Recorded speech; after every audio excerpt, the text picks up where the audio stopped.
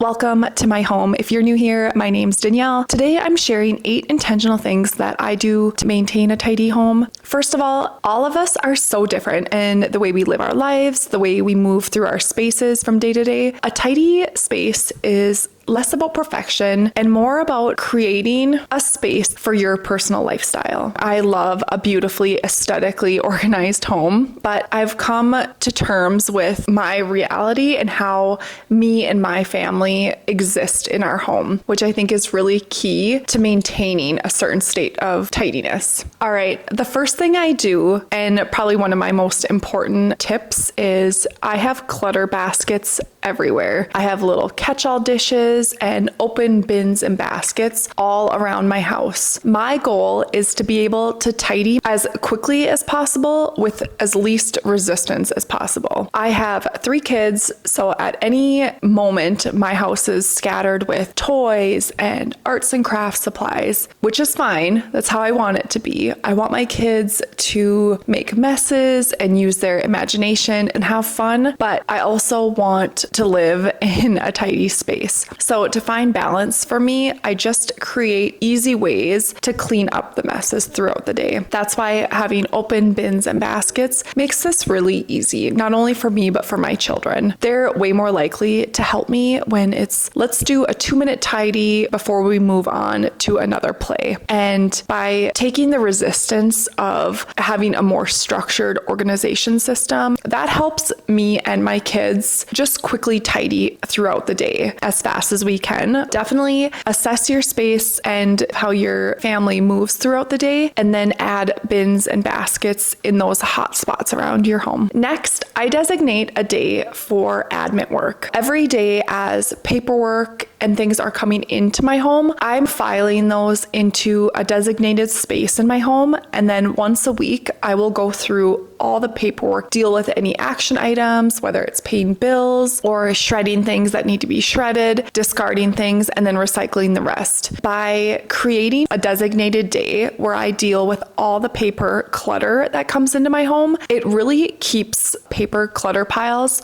from piling up in the first place. Sometimes you just have to take a day and go through all your paperwork and get it back down to baseline. And then from there, I highly recommend implementing the 1-day admin rule. I find that I'm less stressed too, because I never have that feeling of, oh, am I forgetting something or a bill I was supposed to pay? Just staying on top of that helps our family run more smoothly. Not only does that help with physical clutter, but also mental clutter. The next thing I do is habit stacking. While I'm brushing my teeth in the morning and the evening, I will do a quick wipe of the sink and clear any clutter from my countertops. And by implementing that habit, it keeps my sink from getting full of soap scum and just gross residue, and it keeps my flat surfaces clutter free. So then when I'm doing that weekly deep clean, I don't have to clean and tidy before I even start my deep clean. Another thing I'll do is while I'm in the shower waiting for maybe a hair mask to sit on my hair, I will quickly wipe down the shower walls and the shower door. This hack doesn't replace cleaning, like deep cleaning my shower, but it helps on the days that I have to do a complete deep clean so much more manageable, because I haven't let the soap scum build up and any mildew. It really helps me maintain a tidy shower for longer. All right, the next thing I do is cleaning while I'm going. I feel like I implement this a lot while I'm cooking. As I am cooking, I will keep a big bowl, and as I'm cracking eggs or have any garbage, I will just contain it in this container and then dispose of it all at once instead of having my countertops filled with garbage and food as I'm cooking. This not only helps me cook a little bit more peacefully and kind of enjoy the cooking process. Sometimes I'll even challenge myself to having the counters clear and everything put away before I can even eat. Those little challenges I give myself really help me as I move through my day. The next thing I do is to make the task of cleaning and tidying more enjoyable. This is especially effective on the days when I'm just not in the mood and not feeling it. Instead of just sitting on the couch and doom scrolling, I will put on a pair of headphones, maybe listen to a favorite podcast, or just something mindless that I can have on in the background that's a little treat.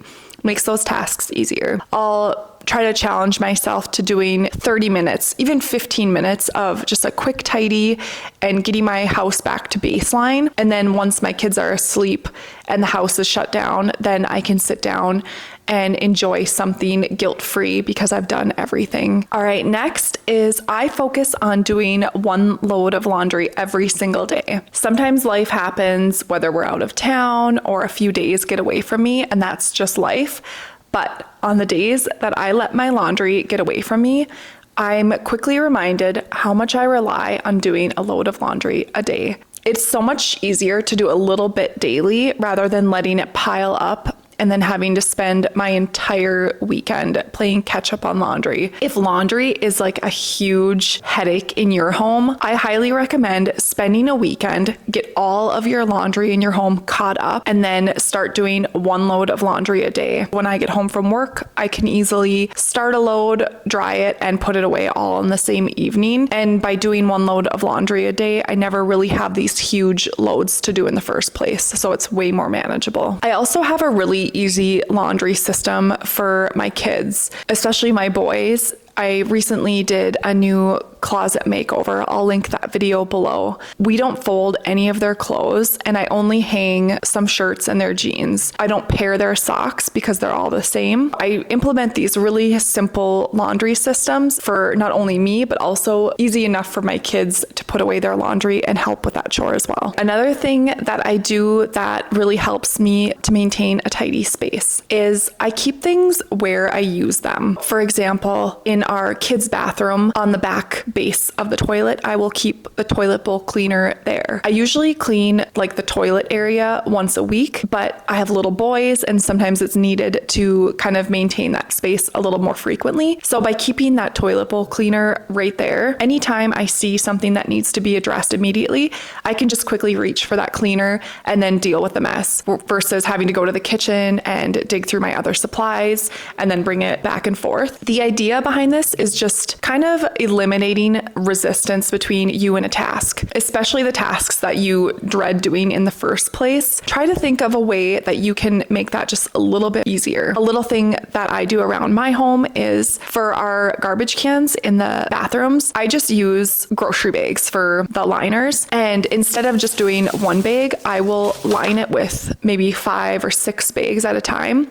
And then as I pull the trash bag out, I already have one in there to replace it. And that makes keeping and maintaining the garbage a lot easier. This is kind of random, but I also keep a little hamper in the main area of our home because I found that in our living room, it's always a hot spot for socks. Anytime I go to vacuum, there's little sockies everywhere. I just decided instead of stressing about it, I was just going to meet my family where we tend to be naturally messy and just keep a little hamper near those hot spots. And it has made a huge difference. Even my kids know now when they're taking off their socks, they just run over and put it in that little hamper. Next is I implement the one-touch rule in my home, or don't put it down, put it away. As I'm moving through my home every day, I'm constantly asking myself, does this go there? And as I'm leaving rooms, taking anything that doesn't belong in that room and then putting it where it does belong. By just constantly doing these little habits every day, my space is never really getting out of control because I'm handling it often rather than letting these clutter piles happen all over my home and then having to deal with it all at once, where it's a huge task and then feeling overwhelmed and not wanting to do it at all. The only exception I have to this is sometimes in the evenings when I'm doing my closing shift for my home, I will do just a general tidy of the space. Depending on how the state of my home, I have to just grab a tidy tote or a basket and go around and clear all my flat surfaces. And sometimes that basket contains things that need to go in other areas. I won't always deal with it that evening. Sometimes I'll wait till the following weekend or just a day when I have a little bit more time to get those items back in their home. But for the most part, I'm constantly putting things in their designated homes. All right, and a little bonus hack, kind of piggybacking off the last tip, is everything in your home needs to have a home. That makes moving through your space and tidying so much more manageable. When if you find a pen or some tape, you know exactly where it needs to go in your junk drawer, or you have some toys out, they go in a basket. Focus on creating a home for everything in your home, because we are way more likely to put an item away when we know exactly where it goes. If you don't create that system, it's not going to be easy for you to maintain a tidy space behind the scenes. So reassess your spaces, see if there's some shifts that you can do around your home to kind of meet yourself where you're at. The main takeaway from this video is doing a little bit every day is key. Focus less on aesthetics and more on function. Don't forget to give yourself some grace, and remember that done is better than perfect.